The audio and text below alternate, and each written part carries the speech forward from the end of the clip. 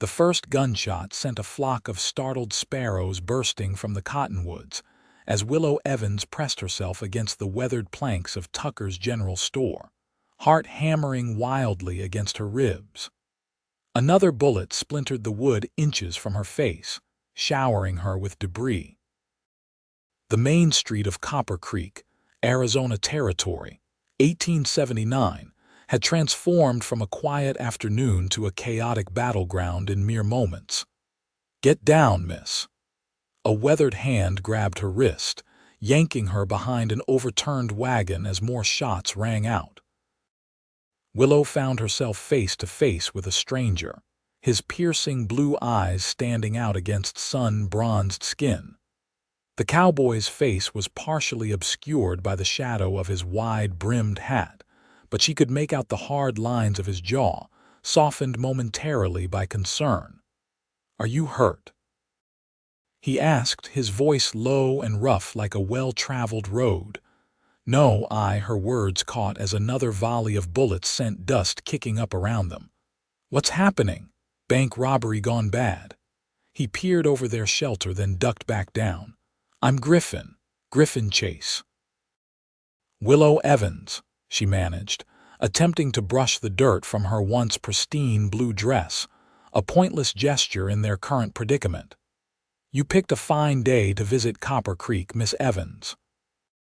His lips curved into what might have been a smile if tension hadn't claimed the rest of his features. The shooting stopped abruptly, replaced by pounding hoofbeats as the bandits fled town, their saddlebags heavy with the town's money. Griffin rose cautiously, then offered his hand. Willow hesitated before accepting it, allowing him to help her to her feet. "Are you new to town?" he asked, releasing her hand once she was steady. "Just arrived yesterday. I'm the new schoolteacher." She straightened her dress with as much dignity as she could muster. Griffin studied her, his eyes taking in her proper attire, the small golden locket at her throat, the way her auburn hair had partially escaped its pins during the commotion. "Schoolteacher," he repeated, as if testing the word. "Brave profession out here." Sheriff Dunning arrived then, interrupting their conversation. A crowd gathered as people emerged from hiding places, discussing the robbery in animated tones.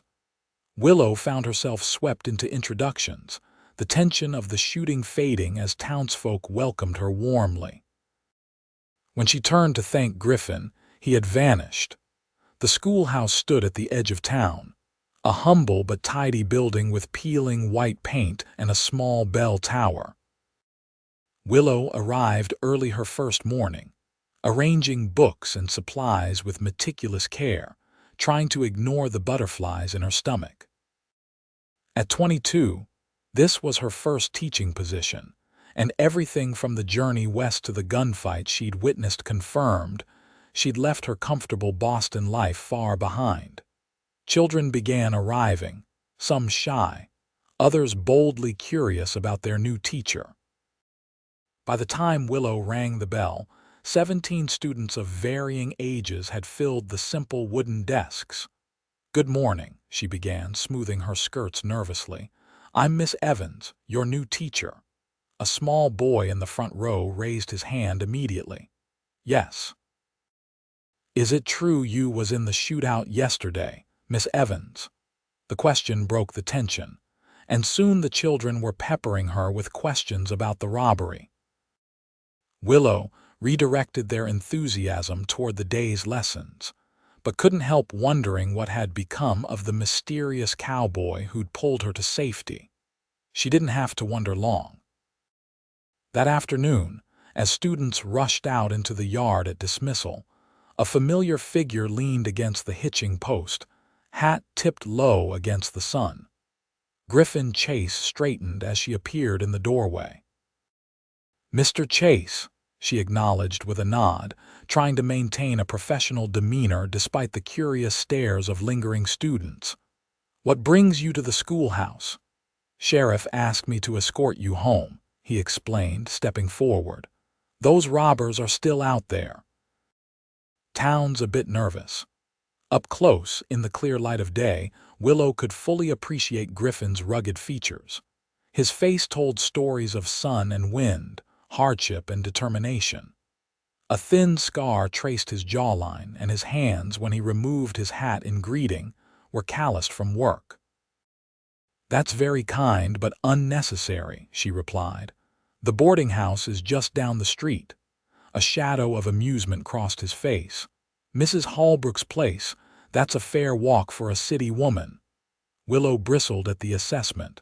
"I'm perfectly capable of walking, Mr. Chase. I may be from Boston, but I'm not made of porcelain." "Never suggested you were." He replaced his hat and gestured toward the road. "But the sheriff asked, and I don't make a habit of refusing him. Besides, I'd like to hear how your first day of wrangling these young ones went." Against her better judgment, Willow found herself walking beside Griffin, her initial resistance fading as they fell into easy conversation. He asked thoughtful questions about her teaching methods and listened attentively to her answers. "How long have you been in Copper Creek?" she asked as they neared the boarding house. "Born here," he replied. "Left for a spell during the war, came back after. And what do you do, Mr. Chase?" "Bit of this, bit of that." His vague answer came with a smile that didn't quite reach his eyes. "Currently helping the sheriff track those bank robbers." "You're not an official deputy." "Let's just say I have skills the sheriff finds useful from time to time." They reached the boarding house porch, and Willow turned to thank him. The setting sun cast a golden glow across his features, softening the hard edges she'd noticed earlier. "Perhaps I'll see you around town, Mr. Chase." "Count on it, Miss Evans." He tipped his hat and turned to leave, then paused. "Lock your doors tonight. Those men might circle back." His warning left her with a chill that had nothing to do with the evening breeze. The following weeks established a routine. Willow threw herself into teaching, determined to provide her students with the best education possible despite limited resources. The town embraced her gradually, inviting her to Sunday socials and community gatherings. Griffin appeared regularly, sometimes escorting her home from school, other times materializing beside her at church or town meetings. Their conversations grew longer, more personal. She learned he ran a small ranch outside town with his younger brother Owen, that he could recite Shakespeare from memory, that he preferred winter to summer because the stars shine clearer in cold air. He never spoke of his time during the war. One crisp October afternoon, as fallen leaves skittered across the schoolyard, Willow was erasing the chalkboard when she heard a commotion outside. She rushed to the window to see several boys surrounding a smaller child, their taunts carrying clearly through the glass. "Indian lover. Your pa's gone soft in the head, letting them camp on your land." Willow hurried outside to find Timothy Chase, Griffin's 10-year-old nephew, standing rigid as the boys circled him. "That's enough." Her sharp voice cut through the jeers. The boys scattered, leaving Timothy alone, fists clenched and eyes bright with unshed tears. "Are you all right, Timothy?" she asked gently. He nodded stiffly. "I'm fine, Miss Evans. They're just stupid." "What were they saying about Indians camping on your land?" Timothy kicked at a stone. "Uncle Griffin let some Apache families set up camp near our creek. They needed somewhere safe for the winter." His chin jutted out defiantly. "They're good people. Uncle says they got as much right to live as anybody." "Your uncle is correct," Willow said firmly. "Would you like me to walk with you home today?" The boy shook his head. "Uncle Griffin's coming." As if summoned by his name, Griffin appeared on horseback at the edge of the schoolyard. Timothy ran to meet him. Willow watched as Griffin dismounted, listened to his nephew's hurried explanation, and looked up to meet her gaze. He said something to Timothy, then walked the boy and horse toward her. "Heard there was trouble," Griffin said, his expression somber. "Nothing serious," Willow assured him.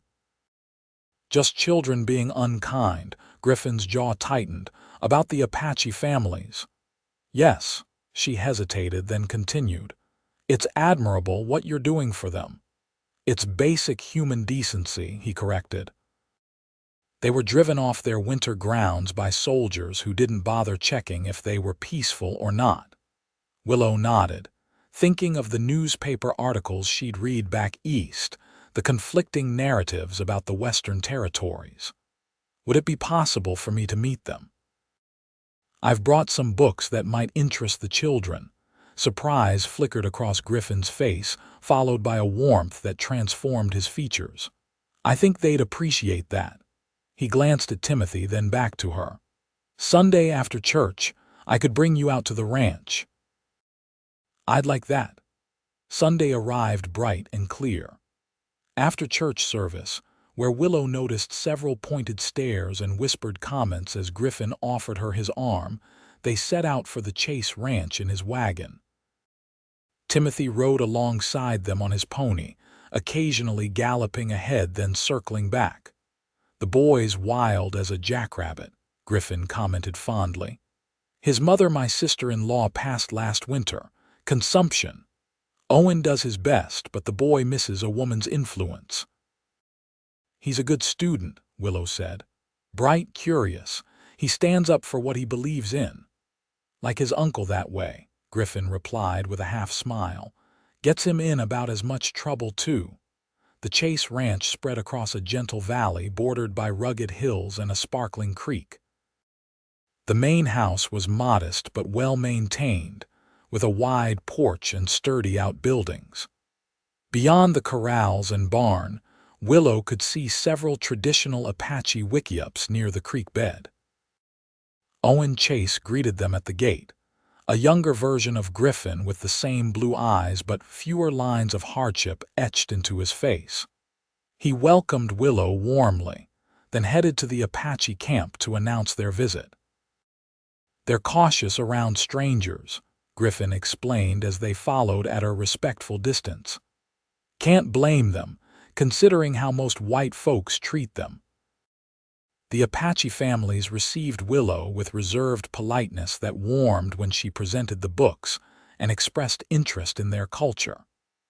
An elderly woman named Nasha took a particular liking to her, showing Willow how they wove baskets from local grasses. The children, initially shy, crowded around when Willow began to read from one of the books she'd brought. Griffin watched from nearby, speaking occasionally with the men in their language, which surprised Willow. You speak Apache? She asked later as they walked along the creek. Some. Picked it up as a boy. There was peace between us and their people before the war. His voice held a note of regret. Things changed after, yet you help them now. Trying to balance scales that can never be balanced, he said quietly. The old woman, Nasha, her son, saved my life during a blizzard years back. I was fool enough to get caught out in it. Found me half frozen, brought me to their camp. That's remarkable. What's remarkable is that he bothered, considering what my people had done to his. Griffin stooped to pick up a smooth river stone, turning it over in his hands. The world isn't as simple as folks want it to be, Miss Evans. Good and evil aren't always where we expect to find them. She studied his profile against the backdrop of golden hills. No, they're not. The day passed swiftly. Willow found herself laughing more than she had in months, especially when Griffin and Owen told stories of their childhood adventures. As the sun began its descent, Griffin offered to drive her back to town. The return journey felt different, an intimacy settling between them in the gathering dusk. When the lights of Copper Creek appeared in the distance, Willow felt a pang of disappointment. Thank you for today, she said. It was enlightening. Griffin's hands were steady on the reins. You surprised me, Miss Evans. Not many school teachers from Boston would spend their Sunday with Apache families. Perhaps I'm not like many school teachers. No, he agreed, his voice dropping lower. You most certainly are not.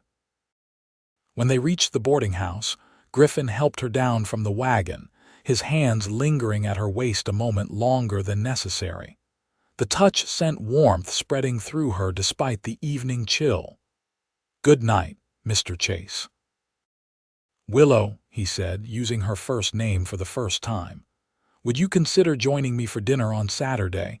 There's a decent restaurant in Silver Springs, the next town over." Her pulse quickened. "People will talk. Let them." His eyes held hers steadily. "I've never much cared for gossip." "Then yes, I would like that very much."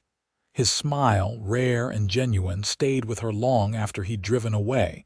The invitation to dinner sparked whispers throughout Copper Creek. Mrs. Holbrook, the boarding house proprietress, warned Willow about getting tangled up with that Chase fellow, while the mercantile owner's wife hinted that a respectable teacher should aim higher than a man with his reputation. "What exactly is his reputation?" Willow finally asked Mrs. Peterson, the preacher's wife.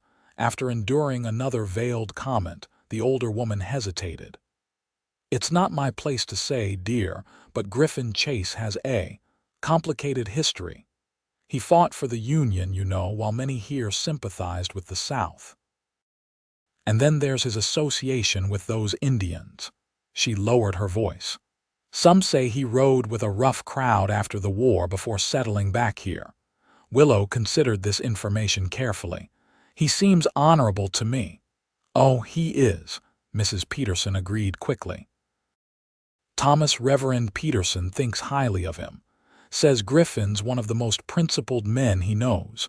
It's just, not everyone shares that view." Saturday arrived with Willow both excited and apprehensive. She wore her best dress, a deep green that complemented her auburn hair, and waited on the boarding house porch as Griffin's wagon approached. He had dressed carefully as well, his usual trail clothes replaced by a clean dark suit that transformed his rugged appearance into something unexpectedly elegant. "You look beautiful," he said simply, as he helped her into the wagon. The ride to Silver Springs took an hour, during which they spoke of books they'd read, places they'd seen, and their differing experiences growing up, hers in cultured Boston society, his in the untamed Arizona territory. The restaurant, when they arrived, was modest by Eastern standards but clearly Silver Springs' finest establishment, with white tablecloths and actual glass windows instead of oilcloth. Over dinner, Griffin asked about her decision to come west. "After my parents died," Willow explained, "there seemed little reason to stay in Boston. My father's investments failed before his heart did, leaving me with few options. Teaching was one skill I had, and when I saw the advertisement for a position here..." She smiled. "It felt like an adventure." Most city folk find this kind of adventure more than they bargained for. Perhaps, but I've always believed life should be lived, not merely observed. She took a sip of wine. "What about you? Have you ever thought of leaving?" A shadow crossed his face. "Once or twice. After the war, I wandered for a time. California, Colorado, even up to Montana, but this land..." He gestured vaguely toward the restaurant window beyond which lay the vast western landscape. "It gets in your blood, calls you back. And your brother, has he always stayed?" "Owen was too young for the war. By the time I returned, our parents were gone and he was trying to hold the ranch together. He's got a steadier temperament than I do, makes a better rancher. Yet your partner's in the ranch, on paper." Griffin's smile held a hint of irony. "In practice, I'm more useful helping the sheriff or tracking strays for neighboring spreads. I'm not built for routine." "A rolling stone," Willow observed, "something like that." After dinner, they strolled through Silver Springs' small downtown, arm in arm. The night air carried the scent of pine from nearby hills, and stars crowded the sky above them. It felt natural when Griffin's hand found hers, his calloused palm warm against her skin. They were nearly back to the wagon when 3 men stepped from the shadows of an alleyway. "Well, if it ain't the Apache lover," said the tallest one, his voice slurred with liquor. "Showing your fancy woman the town." Griffin's posture changed instantly, his body tensing as he moved Willow slightly behind him. "Evening, Mercer. We're just heading home. Heard you got a whole tribe camped on your land now." Mercer swayed slightly, his companions flanking him like wolves. "Town's talking about it, saying maybe you've forgotten which side you're on." "There are no sides here," Griffin replied evenly, "just people trying to live." The second man spat on the ground. "Indians ain't people. They're savages, and those who harbor 'em ain't much better." Willow felt Griffin's hand tighten around hers. "Miss Evans and I are leaving now," he said, his voice deceptively calm. "I suggest you boys find somewhere else to spend your evening." "Or what, Chase?" Mercer stepped closer, firelight from a nearby building illuminating his ugly sneer. "You gonna call your Indian friends to help you? Or maybe you'll do it yourself, like you did to Billy Tanner." A dangerous stillness came over Griffin. "You're drunk, Mercer. Go home before you say something you'll regret." "Everyone knows what you did," Mercer continued, emboldened by liquor and his companion's presence. "Acting all righteous now, but we remember. Billy Tanner was just defending his property from those red devils, and that's enough." The third man finally spoke, grabbing Mercer's arm. "Let's go. Chase ain't worth the trouble." For a moment, Mercer looked ready to argue, but something in Griffin's unwavering gaze seemed to penetrate his drunken haze. He allowed himself to be pulled away, muttering curses as they disappeared down the street. Neither Willow nor Griffin spoke until they were in the wagon, heading back toward Copper Creek.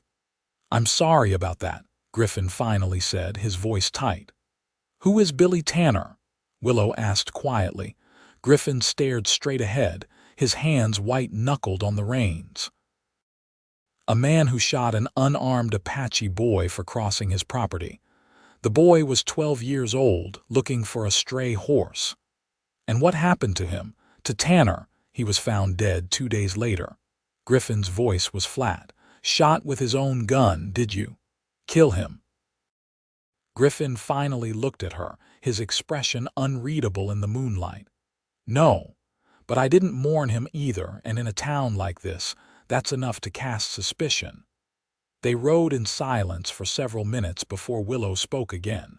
"Thank you for telling me the truth. You deserve to know what you're getting into being seen with me." His voice had regained its usual steadiness. "People talk. They'll say worse things about you for associating with me."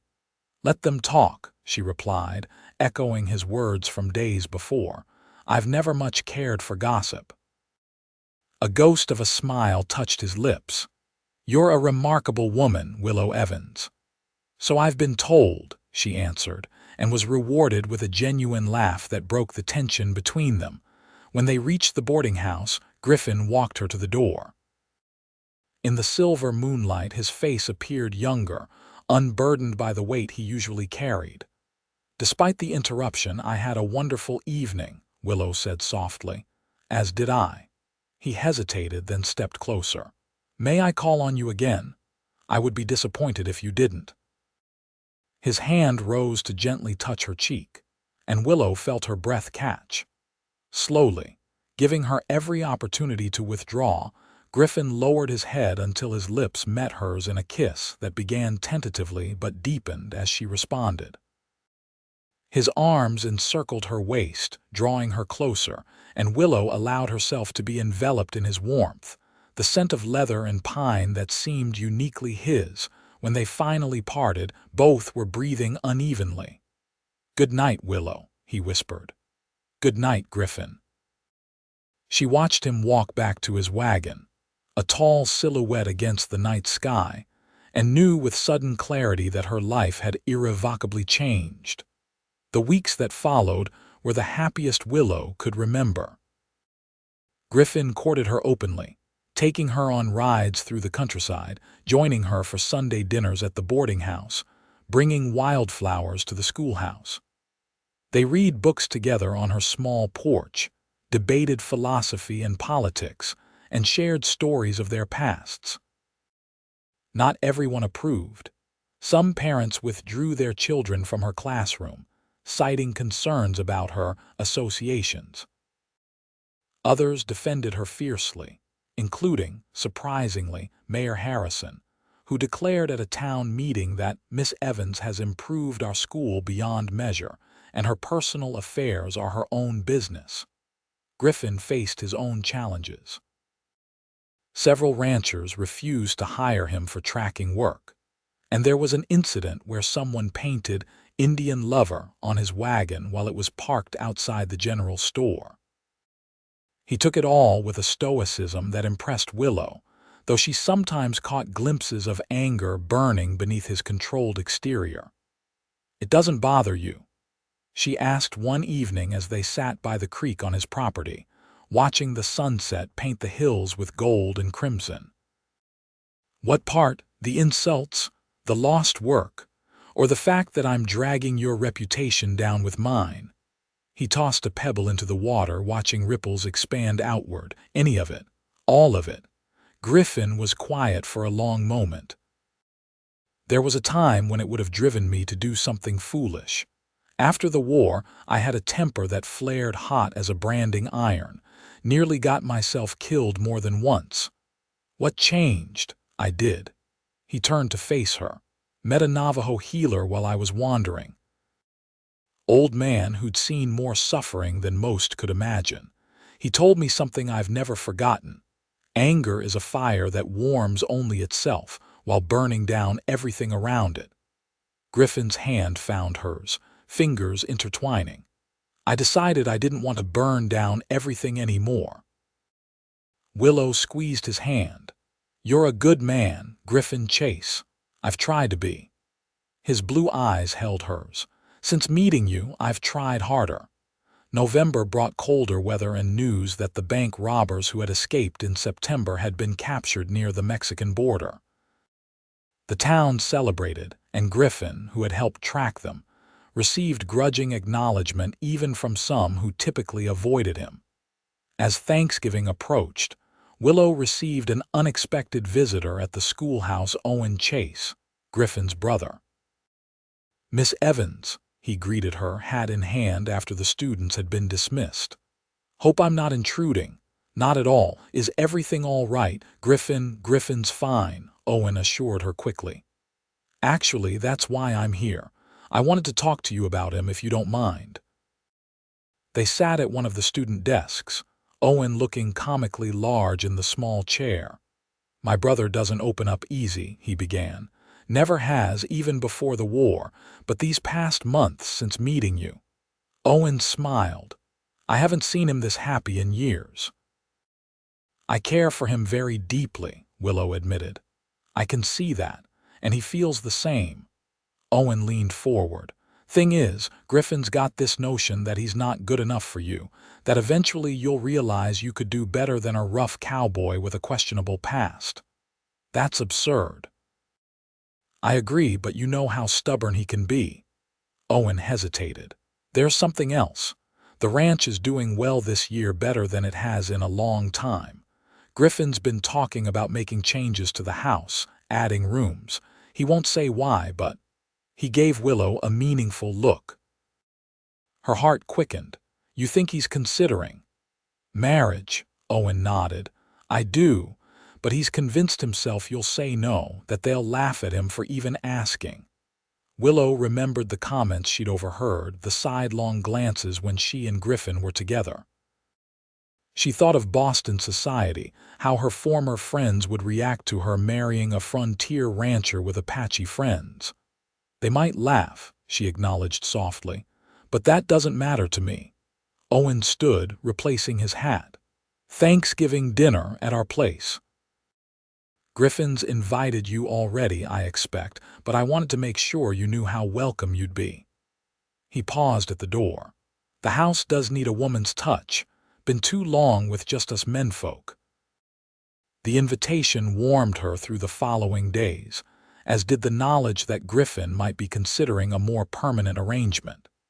She found herself studying him more closely when they were together, noticing the way his eyes followed her, the careful tenderness in his touch. 3 days before Thanksgiving, disaster struck. Willow was teaching arithmetic when Timothy burst into the classroom, breathless and pale. "Miss Evans, come quick. Uncle Griffin's hurt the Apache camp men with guns." She dismissed the class immediately and followed Timothy to where a horse waited outside. The boy scrambled up, then reached down to help Willow mount behind him. They galloped toward the Chase ranch, Timothy explaining between breaths that raiders had attacked the Apache camp, and Griffin had been shot trying to defend them. The scene at the ranch was chaotic. The Apache wickiups had been burned, and several bodies lay covered with blankets near the creek. Owen was tending to injured survivors, while inside the house, the elderly Apache woman, Nasha, knelt beside Griffin's bed, applying a poultice to his shoulder. Griffin was conscious but pale, his upper body bare except for bandages that were already soaking through with blood. He struggled to sit up when Willow entered. "Don't," she ordered, rushing to his side. "Stay still, Willow," he breathed, relaxing slightly at her presence. "You shouldn't be here, it's not safe." "The raiders are gone," Owen said from the doorway. "Sheriff's forming a posse to track them." "How bad is it?" Willow asked, gently touching Griffin's forehead, which burned with fever. "Bullet went clean through," Owen replied, "but he's lost a lot of blood and there's risk of infection." Nasha spoke in her language, gesturing to the poultice. Owen translated. "She says her medicine will help with the infection. We need to keep him still and cool the fever." "I'm staying," Willow announced, removing her shawl and rolling up her sleeves. "What do you need me to do?" For 3 days, Willow barely left Griffin's bedside. The fever worsened before it broke, leaving him delirious, muttering about battles long past and names she didn't recognize. Nasha taught her how to change the poultice and prepare herbal teas that seemed to ease his pain. Owen managed the ranch and cared for the surviving Apache families, who had moved their camp closer to the house for safety. On Thanksgiving morning, Griffin woke lucid for the first time, his blue eyes finding Willow where she dozed in a chair beside his bed. "You're still here," he murmured, his voice rough from disuse. She straightened immediately, taking his hand. "Of course I am." "How long?" 3 days. "Your fever broke last night." Griffin closed his eyes briefly. "The Apache families, 5 dead, including 2 children," she said quietly. "The others are safe. They've moved closer to the house and Owen has men standing guard. The raiders, sheriff still tracking them. They crossed into New Mexico territory." Griffin attempted to sit up, wincing at the pain. Willow helped him, propping pillows behind his back. "You should go back to town," he said. "Your reputation, damn my reputation," she interrupted fiercely. "I nearly lost you. Do you think I care what anyone thinks?" Surprise flickered across his face, followed by a warmth that had nothing to do with fever. "Willow Evans, I do believe that's the first time I've heard you curse." "There's a first time for everything." She poured him water from a pitcher beside the bed, including nearly dying for defending innocent people. "They were coming for the Apaches specifically," Griffin explained after drinking. "Mercer and his friends, plus some hired guns from Silver Springs, said they were cleansing the territory of savages." His fist clenched on the bed covers. "I should have been more prepared." "You saved lives," Willow reminded him. "Owen said if you hadn't fired that warning shot, they would have slaughtered everyone before help arrived."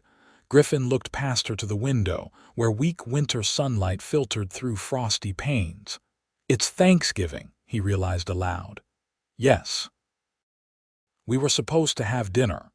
You, me, Owen, Timothy." Willow smiled. "We still can. Not as elaborate as planned, but Owen's cooking a turkey and I made pies yesterday." She brushed hair from his forehead, a liberty she wouldn't have taken before these intimate days of nursing him. "The Apache families will join us. It seems appropriate, considering the holiday's origins." Griffin captured her hand, pressing it to his lips. "You are extraordinary, Willow Evans. As are you, Griffin Chase." She hesitated, then added softly, "Owen told me something before all this happened. About you considering changes to the house. Adding rooms."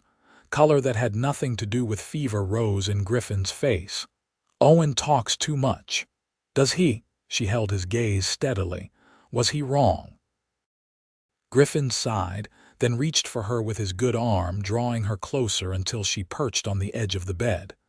"No, he wasn't wrong. I've been thinking about the future, about what I want." His voice dropped lower. "About who I want to share it with. And what conclusion did you reach?" Her heart pounded so loudly she was certain he must hear it. "That I'm in love with you," he said simply. "That I want to marry you if you'll have me, but I've been afraid to ask." "Afraid? You?" She touched his cheek gently. "The man who faces down raiders and blizzards." "Terrified," he admitted. "You could have any man, Willow, someone educated, cultured. Someone whose past isn't stained with blood and regret. Someone the town respects instead of whispers about." "I don't want any man," she replied, leaning closer. "I want you. With all your scars and history and stubborn principles." Her lips brushed his. "I love you, Griffin Chase. I would be honored to be your wife." His good arm wrapped around her, pulling her into a kiss that spoke of relief, joy, and promises. When they finally parted, both were smiling. "They'll laugh at you," he warned, only half joking. "The schoolteacher marrying the troublemaking cowboy." "I don't care." Willow rested her forehead against his. "Besides, you once told me you've heard worse than laughter in lonely nights." She met his gaze. "Neither of us has to face lonely nights again." "No," he agreed, his eyes bright with something that looked remarkably like happiness. "We don't." Thanksgiving dinner was simple but meaningful. The table was extended with planks to accommodate everyone: the Chase brothers, Willow, Timothy, Nasha, and the surviving Apache families. Griffin, still weak but determined, sat at the head of the table with Willow beside him, their entwined hands resting openly between them. Owen offered a prayer that blended Christian and Apache traditions, giving thanks for life, for community, for healing. When he concluded by asking a blessing on my brother and his future bride, surprised murmurs and smiles spread around the table. Griffin squeezed Willow's hand. "Seems my brother has made our announcement for us." "Saved us the trouble," she replied, smiling. The meal proceeded with a blend of traditional Thanksgiving dishes and Apache contributions. Languages mingled, with Timothy proudly translating between English and the Apache tongue he'd been learning. Despite recent tragedy, there was laughter, storytelling, and a palpable sense of kinship that transcended cultural boundaries. As the gathering continued into evening, Willow slipped outside for a moment of quiet. The air was crisp, stars emerging in the darkening sky. She heard the door open behind her and turned to see Griffin, moving slowly but steadily. "You shouldn't be up," she chided gently. "Couldn't let you stand out here alone." He came to stand beside her, his good arm slipping around her waist. "Are you all right?" "Yes, just reflecting."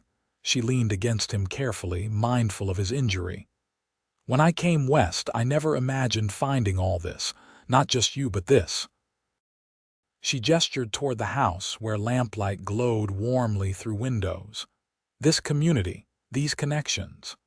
It's not what most people expect of the frontier," Griffin acknowledged. "They see only the harshness, the danger." "There's plenty of both," she admitted. "But there's also this remarkable resilience. This capacity for people to come together across differences that would seem insurmountable elsewhere. Griffin nodded, his gaze on the distant mountains. That's what I fought for, during the war. Not for politicians or abstract principles, but for the idea that we could build something better, something more just. He looked down at her. Sometimes I think we're closer to it out here, despite everything, than back east with all their civilization.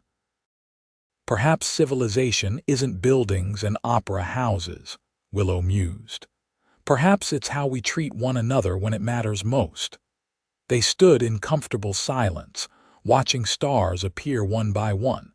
The sounds of conversation and occasional laughter drifted from the house. "When should we marry?" Griffin asked eventually. "Christmas," Willow suggested. "It gives us time to prepare and the school will be on holiday. Christmas it is." He turned to face her fully, his expression serious. "I can't promise you an easy life, Willow. The territory is still wild and there will always be men like Mercer." "I don't want easy," she replied, reaching up to touch his face. "I want real. I want meaningful. I want you." His kiss was gentle but full of promise, and Willow knew with absolute certainty that she had found her home. The following weeks passed in a whirlwind of preparation. Griffin recovered steadily under Willow's and Nash's care, while Owen and Timothy made improvements to the ranch house, including the promised additional rooms and a larger kitchen with a proper stove ordered from Denver. Word of their engagement spread through Copper Creek with mixed reactions. Some, like Mayor Harrison and Reverend Peterson, offered sincere congratulations. Others whispered disapprovingly about Willow throwing her future away on that Chase fellow. The school board met to discuss whether a married woman should continue teaching, ultimately deciding she could remain until the end of the school year. Griffin rode into town with her one Saturday to select fabric for her wedding dress at Tucker's General Store. As they walked down the main street, arm in arm, Willow noticed several women watching from the millinery shop window, their expressions disapproving. "Ignore them," Griffin murmured, though she felt his arm tense beneath her hand. "I am," she assured him. "Though I'm tempted to give them something truly scandalous to gossip about." His eyebrow rose. "Such as?" With deliberate slowness, Willow stopped in the middle of the street, rose on tiptoes, and kissed him soundly on the lips. When she pulled back, Griffin looked both stunned and delighted. "That ought to keep them talking through Christmas," she said with satisfaction. Griffin laughed, the sound drawing even more attention from passers-by. "Willow Evans, you continue to surprise me. Good. I intend to keep surprising you for the next 50 years or so." Their visit to the general store took longer than expected, as nearly everyone in town found a reason to stop by while they were selecting fabric. Some offered congratulations, others merely stared curiously. But Willow noted with satisfaction that even those who had been most critical seemed to be softening or at least accepting the inevitable. As December progressed, the weather turned bitter cold. Snow blanketed the territory, making travel difficult. Griffin worried about Willow's daily journey between town and the schoolhouse, finally convincing her to stay at the ranch during the week's worst blizzard.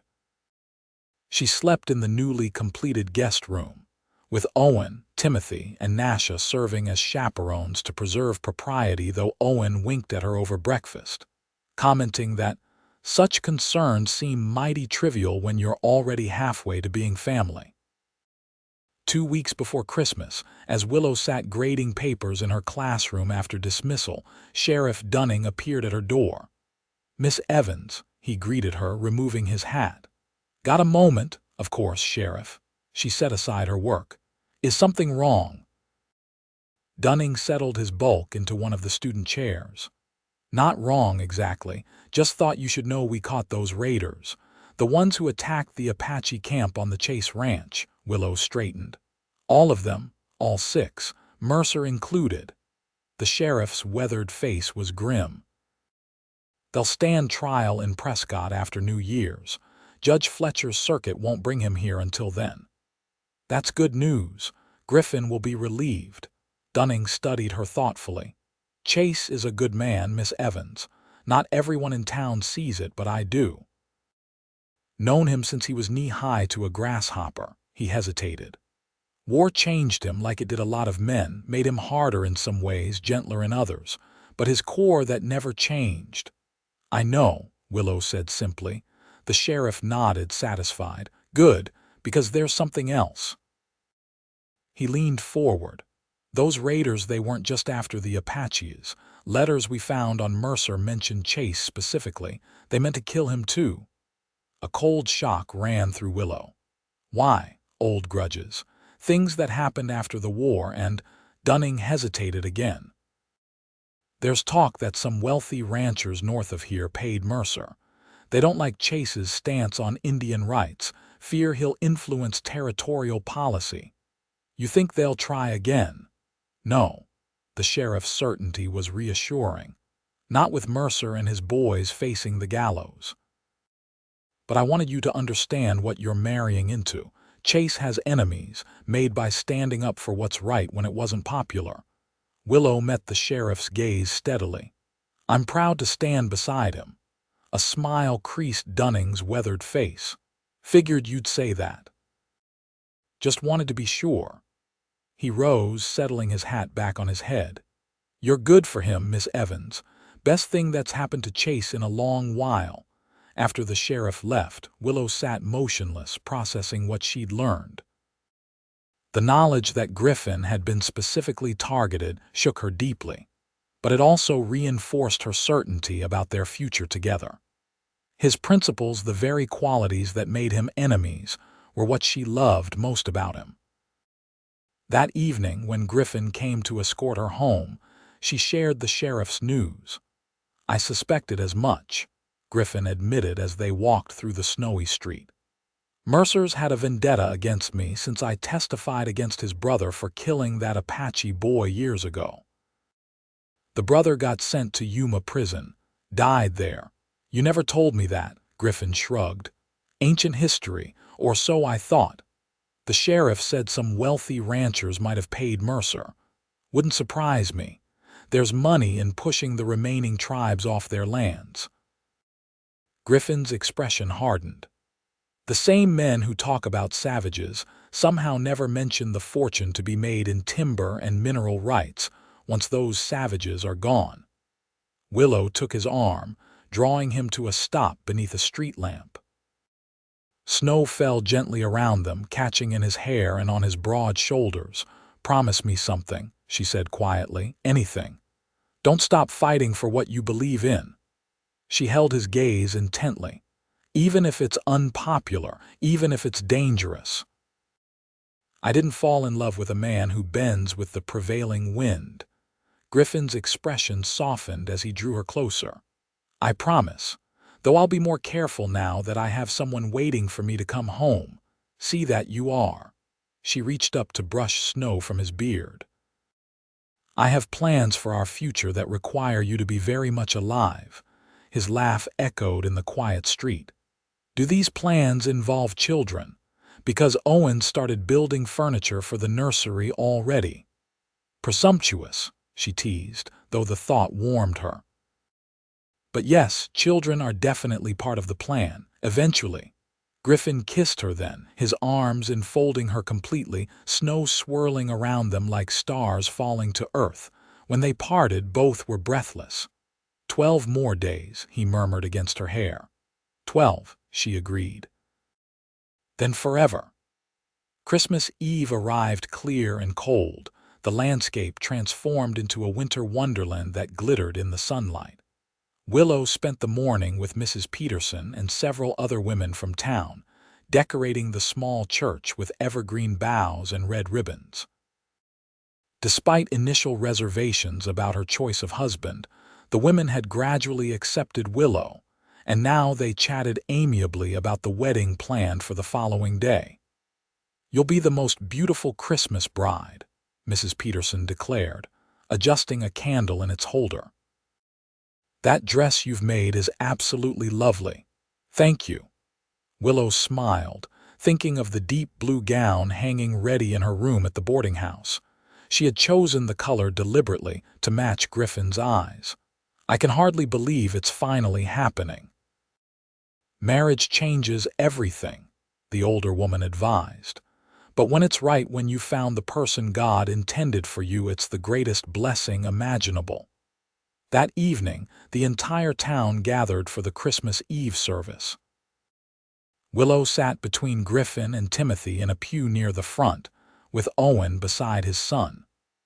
The church glowed with candlelight, voices raised in carols that echoed to the rafters. Even those who had been most critical of their relationship seemed to have set aside differences for the holy night. Reverend Peterson's sermon spoke of peace on earth and goodwill toward men, themes that resonated deeply with Willow as she thought of the diverse gathering that would assemble for their wedding the following day. Griffin's hand found hers during the final prayer, his fingers warm and steady against her own. Outside after the service, townspeople exchanged Christmas greetings in the snowy churchyard. Mayor Harrison approached them, his wife on his arm. "Miss Evans, Mr. Chase," he greeted them warmly. "Looking forward to tomorrow's celebration. The whole town's talking about it." "We're honored you'll be attending," Willow replied, knowing that the mayor's presence lent important social approval to their union. "Wouldn't miss it." Harrison glanced at Griffin.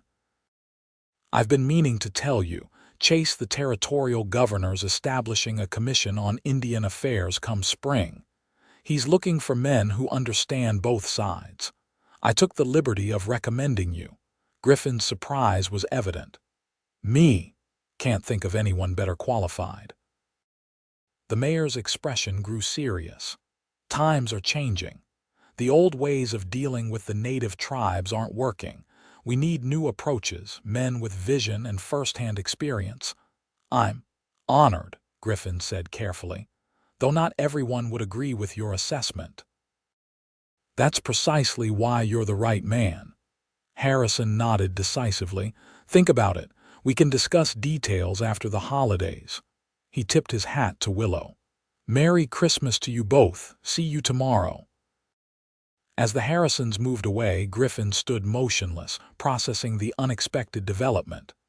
"Did that just happen?" he finally asked. "It did." Willow squeezed his arm, joy bubbling through her. "Griffin, this is wonderful. It's an opportunity to truly make a difference." "It's politics," he countered, though she could see he was intrigued. "Something I've avoided my entire life."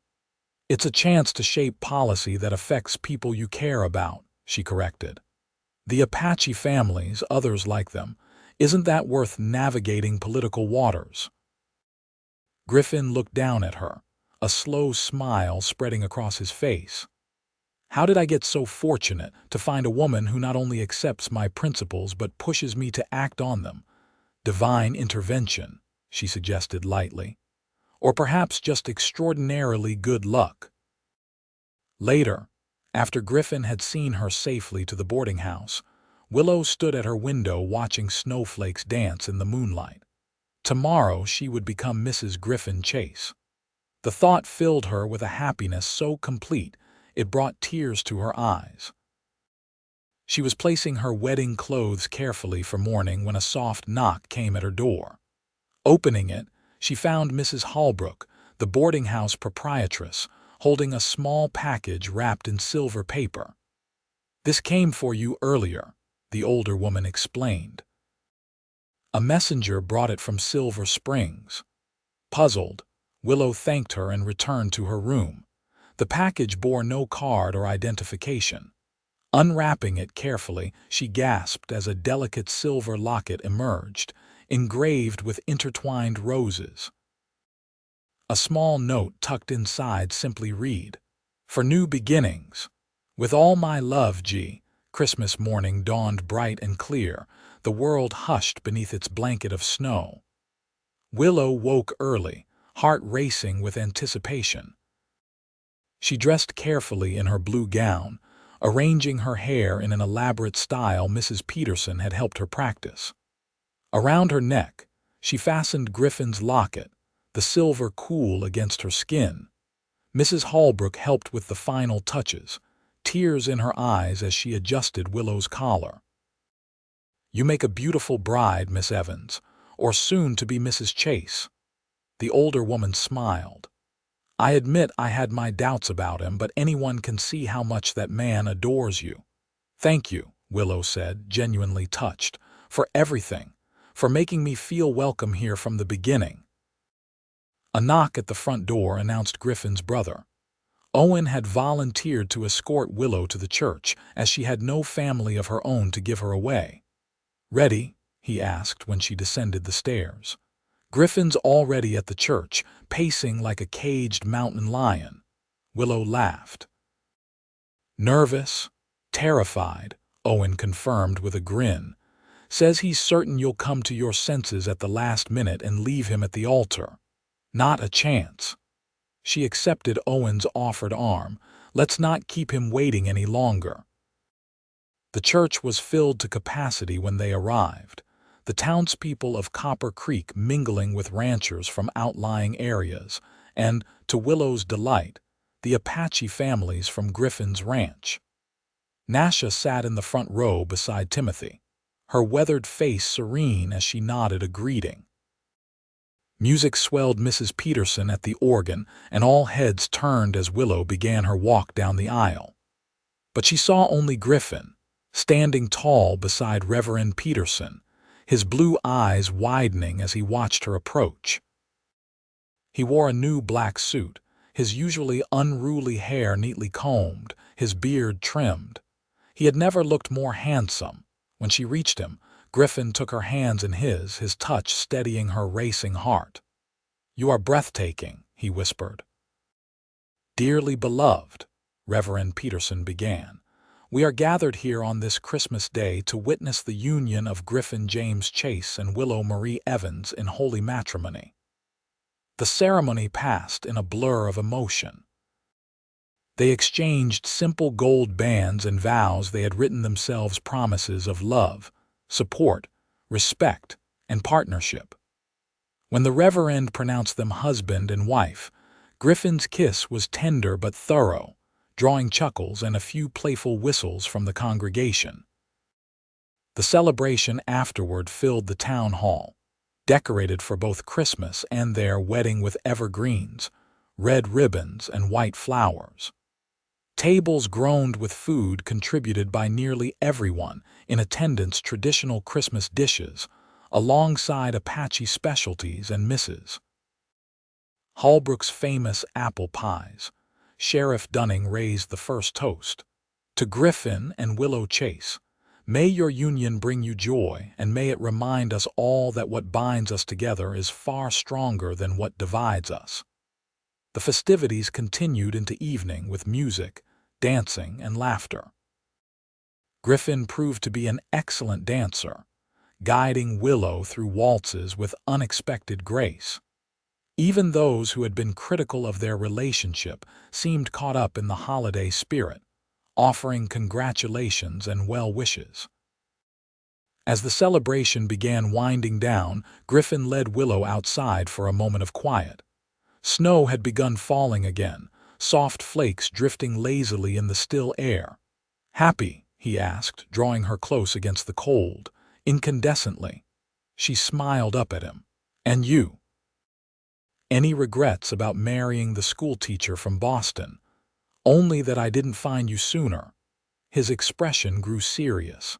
"I meant what I said in my vows, Willow. You've brought light back into my life when I thought the darkness had won." She touched his face gently. "We've only just begun, Griffin Chase. There's a lifetime of light ahead." Their return to the ranch that night marked the beginning of their shared life. Griffin carried her across the threshold of the house, their home now, into warmth and welcome.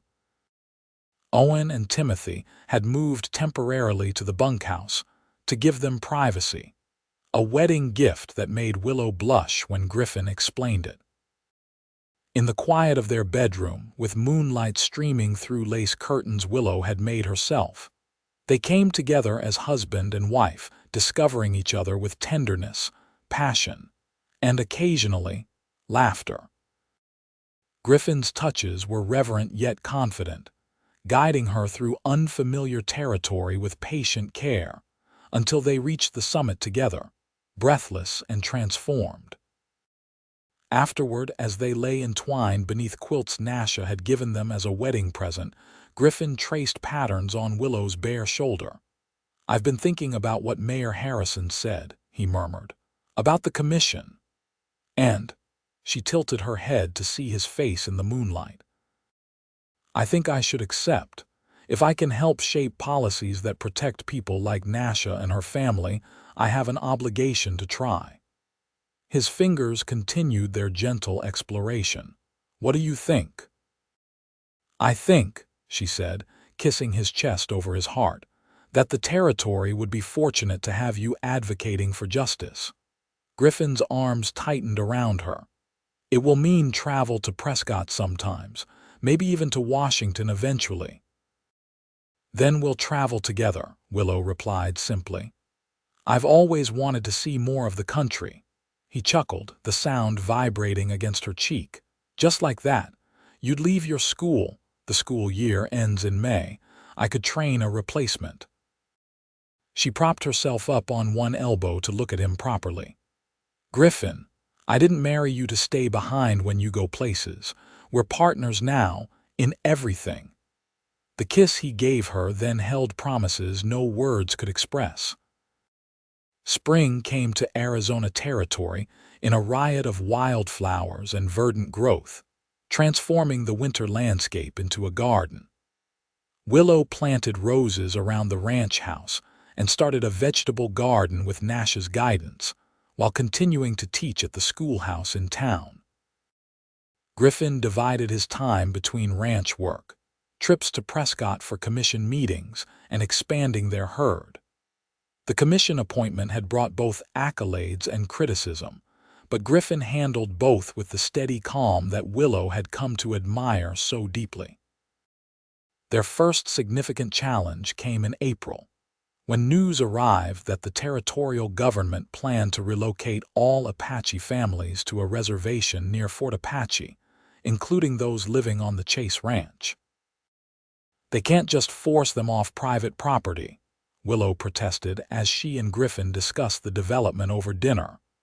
"They're claiming it's for the Indians' own protection," Griffin explained grimly. "After the raid on our camp, they're using safety concerns as justification." "That's absurd. The raiders were caught and convicted. Politics rarely concerns itself with facts when there's an agenda at stake."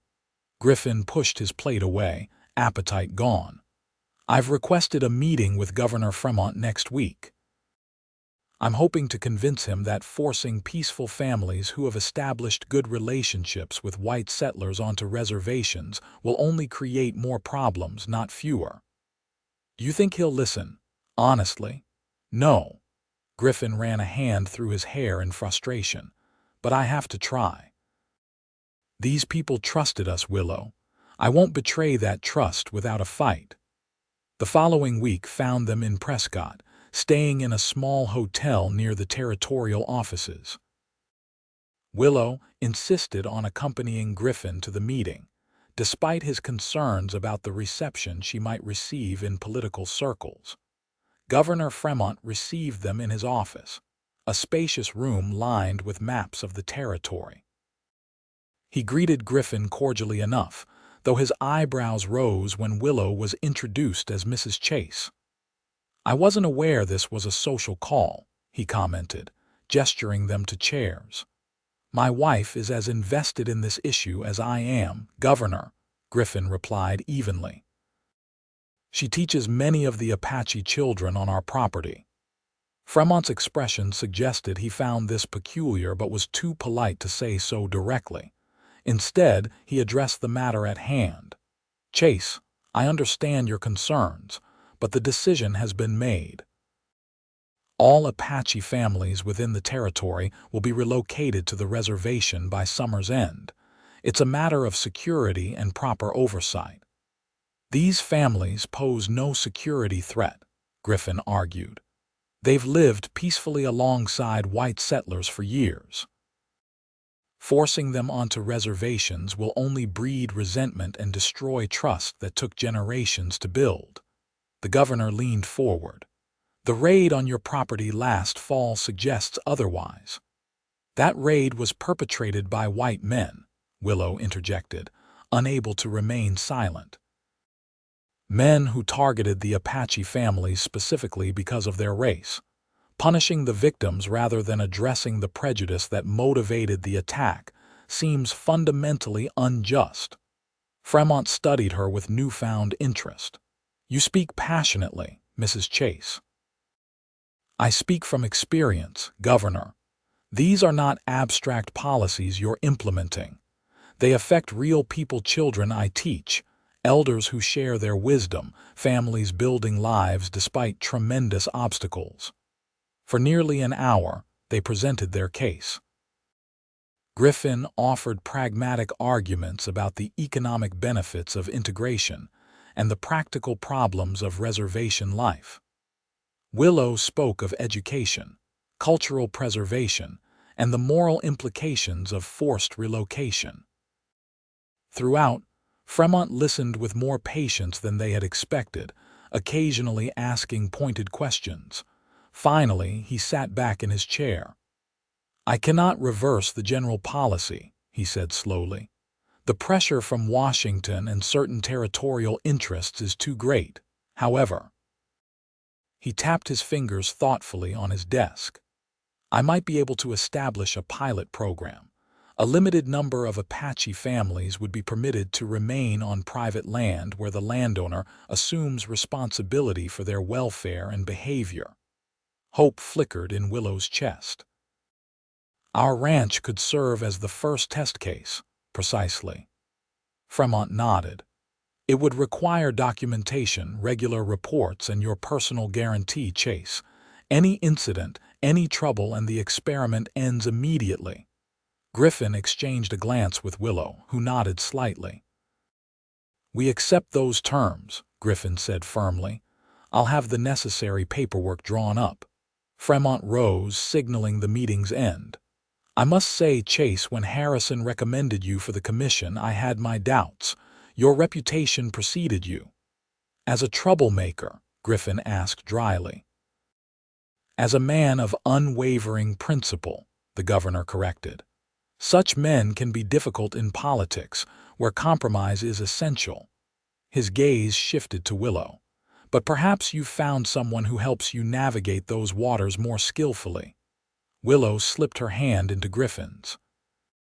We navigate them together, Governor. Outside, in the bright spring sunshine, Griffin pulled Willow into a fierce embrace, heedless of passers-by. We did it, he murmured against her hair. A small victory, she cautioned, but an important one. He drew back to look at her, his blue eyes alight with purpose. A beginning, and you were magnificent, she smiled, still somewhat dazed by their success. We make a good team. The best. Griffin offered her his arm as they started walking toward their hotel. You know, Nasha predicted this would happen. Said she had a dream about you speaking to powerful men, changing their minds with words. Did she predict what happens next? Griffin grinned. She did, actually. Said she saw children running around our ranch. Many children of different colors, all laughing together. Willow's heart skipped. They had been married nearly 6 months now, and though they hadn't actively tried to prevent a pregnancy, nature hadn't yet blessed them with a child. Did she say when? Willow asked casually. Griffin stopped walking, studying her face intently. Willow Evans Chase, is there something you'd like to tell me? She hadn't planned to share her suspicion yet, wanting to be more certain, but the hope in his eyes undid her caution. I'm not sure yet, but I think Nasha's prediction might be coming true sooner rather than later.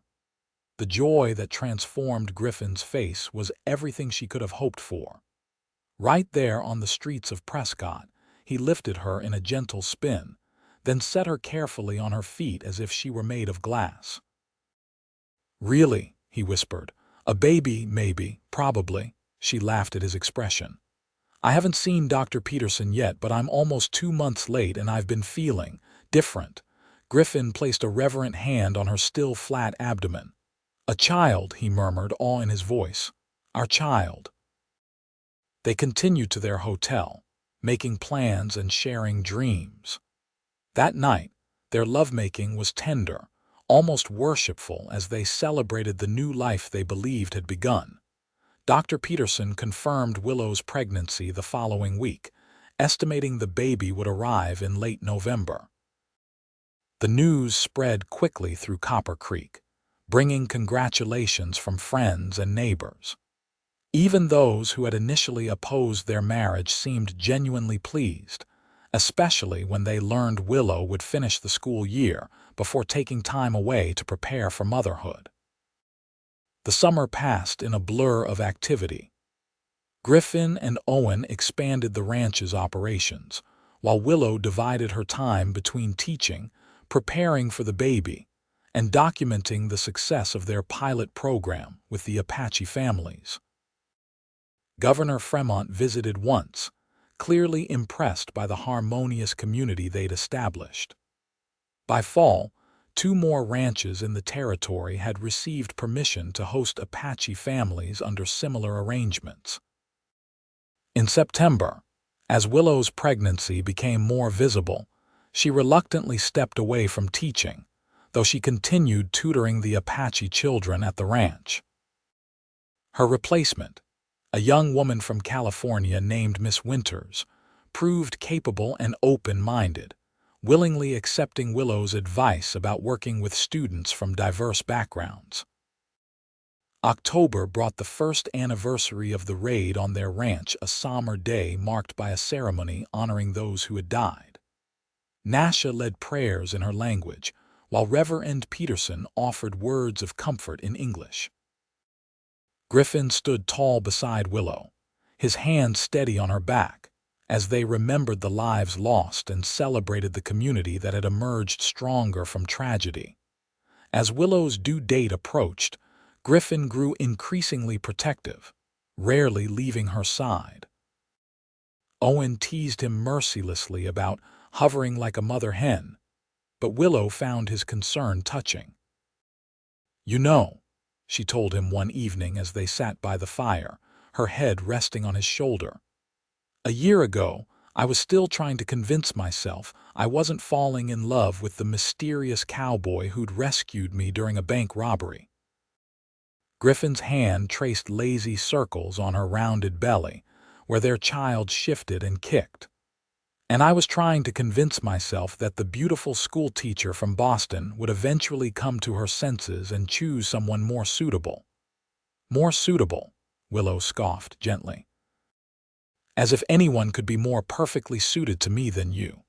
Remember when you told me they'd laugh at me for courting you?" Griffin asked, smiling at the memory. "And you said you'd heard worse than laughter in lonely nights." Willow turned to look at him. "You never did tell me what you meant by that." Griffin was quiet for a moment, his expression distant. "After the war, when I was wandering, there were nights so dark and silent they seemed to swallow everything. No stars, no moon, no sound except your own thoughts." His voice dropped lower. "That's when the ghosts come. Men you've killed, friends you've lost, choices you can't unmake." Willow covered his hand with hers, offering silent support. "Those whispers, those accusations in the darkness, they are worse than any mockery," Griffin continued. "Laughter fades, but those voices, they can haunt you forever if you let them." "And now?" she asked softly, his expression cleared, focus returning as he looked at her. "Now there's you, and soon this little one." His palm spread protectively over their child. "The voices are still there sometimes, but they're fainter, drowned out by something stronger." "Love," Willow said simply. "Love," he agreed, kissing her gently. "The most powerful force on earth." Their daughter arrived during the first snowfall of winter, a week before Thanksgiving. The labor was long and difficult, testing Willow's strength and Griffin's composure as he paced outside their bedroom, while Dr. Peterson and Nasha attended his wife. Owen and Timothy waited with him, offering silent support as hours stretched into what seemed like eternity. When the baby's first cry finally pierced the night, Griffin nearly collapsed with relief. Minutes later, Dr. Peterson opened the door, his tired face wreathed in smiles. "Congratulations, Mr. Chase. You have a healthy daughter." Griffin entered the bedroom on unsteady legs to find Willow propped against pillows, her face pale but radiant with triumph as she cradled a tiny bundle. "Come meet your daughter," she whispered. He approached the bed cautiously, overwhelmed by the fragility of the moment. The baby was impossibly small, with a dusting of dark hair and skin still flushed from birth. "She's perfect," he breathed, carefully sitting beside them. "Just like her mother." Willow smiled tiredly. "Would you like to hold her?" With trembling hands, Griffin accepted his daughter, cradling her against his chest with instinctive care. The baby's eyes opened briefly blue, like his own, before closing again in sleep. "What should we call her?" he asked, voice rough with emotion. "I thought, Hope." Willow's eyes met his. "Because that's what she represents. For us, for this place, for the future we're trying to build." "Hope Chase." Griffin tested the name, feeling it settle perfectly around the tiny being in his arms. "It's perfect." The following spring brought changes both expected and surprising. Hope thrived, growing into a cheerful baby with Griffin's blue eyes and Willow's auburn hair. The ranch prospered, with new investment allowing them to purchase additional acreage. The pilot program with the Apache families expanded to include educational initiatives led by Willow, who had begun writing articles for Eastern publications about their experiences. Most unexpected was the letter that arrived from Washington, D.C. in late April, inviting Griffin to testify before a congressional committee on Indian affairs. "They want me to speak about our program," he explained to Willow as they discussed the invitation over dinner. "Share our experiences, our successes." "That's wonderful," Willow exclaimed. "When would you go?" Griffin corrected. "The invitation specifically includes you. Apparently your articles have made quite an impression. And Hope, of course." He hesitated. "It means a long journey, being away from the ranch for at least a month." "Owen can manage," Willow said confidently. "This is too important to refuse." Griffin studied her, a smile playing at his lips. "You know, when I first met you, I thought you were just a proper Boston schoolteacher who'd stumbled into the wrong town. And now I know you're the most courageous woman I've ever met." He reached across the table to take her hand. "So we'll go to Washington, face the politicians together." "Together," Willow agreed. "Always together." The journey east was arduous but exhilarating. They traveled by stagecoach to the railroad, then by train across the continent, Hope's first adventure beyond Arizona territory. The baby charmed fellow passengers with her sunny disposition, though Griffin remained vigilantly protective throughout the journey. Washington, D.C. overwhelmed them initially with its grand buildings and bustling streets. They stayed in a hotel near the Capitol, preparing for Griffin's testimony while exploring the nation's capital. The day of the hearing arrived with clear skies and mild temperatures. Willow dressed carefully in her finest gown, a deep green that complemented Griffin's formal black suit. Hope, now nearly 6 months old, wore a white dress Nasha had embroidered with traditional Apache designs, a deliberate statement about the cultural harmony they hoped to promote. The committee room was imposing, with high ceilings and ornate moldings. Senators and congressmen sat in a semicircle, facing the witness table where Griffin would testify. Willow took a seat in the front row of spectators, Hope on her lap, as Griffin was sworn in. His testimony was straightforward but powerful.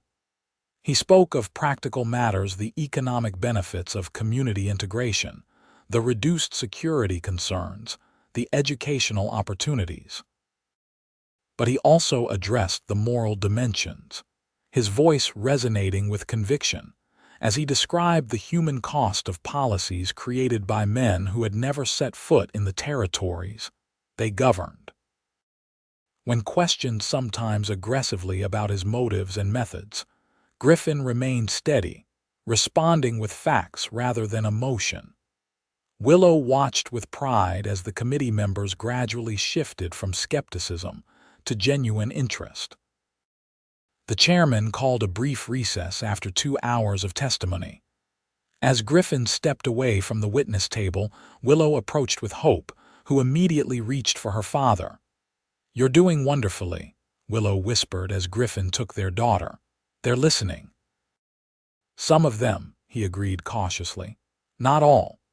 A distinguished gentleman approached them, Senator James Hillman from Massachusetts, Willow recognized from the introductions. "Mr. Chase," the senator greeted them. "Impressive testimony, refreshingly direct." His gaze shifted to Willow and Hope. "And this must be your family." Griffin made the introductions, his arm settling protectively around Willow's waist. "Mrs. Chase, I've read your articles with great interest," Senator Hillman said. "You write with unusual clarity about complex issues." "Thank you, Senator. These are matters of deep personal importance to us, so I gather." Hillman's attention focused on Hope, who regarded him solemnly from her father's arms. "Your daughter is beautiful, and her dress Apache design, isn't it?" "Yes," Griffin confirmed, "made by an elder who lives on our ranch. A woman who has become like family to us." The senator nodded thoughtfully. "That, Mr. Chase, may be the most persuasive argument you've made today, not your words, but your living example." He glanced toward the committee members who were beginning to reassemble. "You should know there's significant opposition to any policy that deviates from forced relocation. But you've given those of us who seek a more humane approach valuable ammunition." When testimony resumed, several committee members directed questions to Griffin about the practical aspects of their program, how it might be expanded, what resources would be required, how progress could be measured. The tone had shifted from skeptical to exploratory, a change that gave Willow cautious hope. The hearing concluded with the chairman thanking Griffin for his enlightening testimony and promising that the committee would give serious consideration to his recommendations. Outside the Capitol, in the warm spring sunshine, Griffin exhaled deeply. "That went better than I expected." "You were magnificent," Willow told him, adjusting Hope in her arms. "Clear, passionate without being emotional, knowledgeable. You made them listen." "We won't know if it made a difference for months, maybe years," Griffin cautioned. "It already has made a difference." Willow nodded toward a group of reporters approaching them. "Every word you spoke will be published, discussed, debated. The conversation has begun, Griffin." That's how change starts. The reporters surrounded them, peppering Griffin with questions about his testimony and their program in Arizona.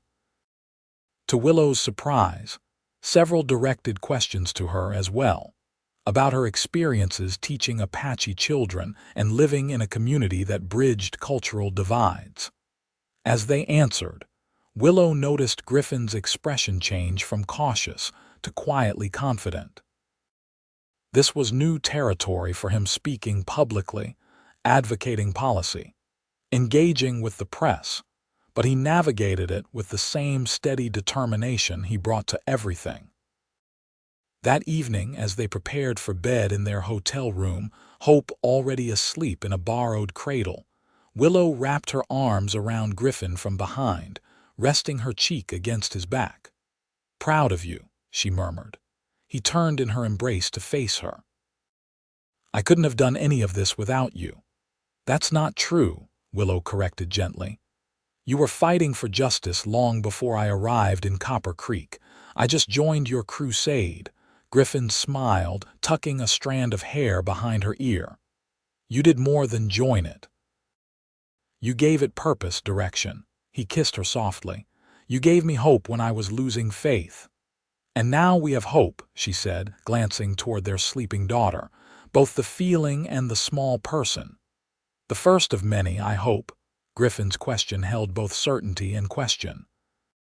Willow's smile widened. Perhaps sooner than you think. His eyes widened in comprehension. Are you saying? Dr. Peterson confirmed it before we left, she admitted. I wanted to wait until after the hearing to tell you. I didn't want to distract you. Joy illuminated Griffin's face as he lifted her in a careful embrace. Another child, he whispered against her hair. Willow, you continue to make me the happiest man alive. As you do me, she replied, her heart full to bursting with love for this man who had transformed her life in ways she could never have imagined when she first arrived in the Arizona territory.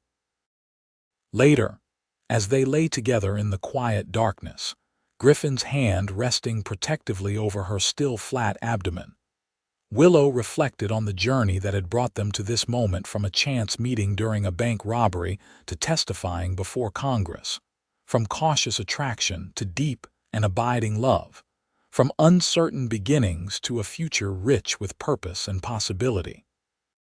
What are you thinking? Griffin asked softly, his voice a rumble against her ear. That some would say we've lived several lifetimes in just 2 years, she replied, and that I wouldn't change a moment of it. Not even the dangerous parts, the raid, the difficulties. Willow turned to face him in the moonlight streaming through the hotel window. Not even those. They're part of our story, Griffin. They shaped us, brought us together, made us stronger. His fingers traced the curve of her face with gentle reverence. Do you ever wonder what would have happened if you hadn't come west, if you'd stayed in Boston? Sometimes, she admitted. But then I look at you, at hope, at the life we've built together, and I know I'm exactly where I'm meant to be. She pressed a kiss to his palm. With the man I was meant to find, even though they laughed. His smile held memory and triumph, especially because they laughed, Willow replied, settling into his embrace. After all, you'd heard worse than laughter in lonely nights. Her voice softened. But there are no more lonely nights, Griffin. Not for either of us. Not ever again. No, he agreed, drawing her closer as sleep began to claim them both. Only nights filled with love and dawn breaking on endless possibilities. And as they drifted into dreams, Willow knew with absolute certainty that the adventure they had begun that day in Copper Creek, the life they were creating together, would continue to unfold in ways both challenging and beautiful. A love story written not just in grand gestures but in daily acts of courage, compassion, and unwavering commitment to each other and the world they hope to build. A world where their children hope, and the new life now growing within her, would inherit not just land and property but values, justice, empathy, respect for all people regardless of origin or circumstance. A legacy more precious than gold, more enduring than the western landscape they called home. Their story, she reflected as sleep finally claimed her, was both uniquely theirs and part of something larger, the complex, contradictory, hopeful story of the American West itself. With all its flaws and promise, its violence and beauty, its capacity for both terrible injustice and transcendent redemption. And in that story, they had chosen to stand on the side of redemption, together.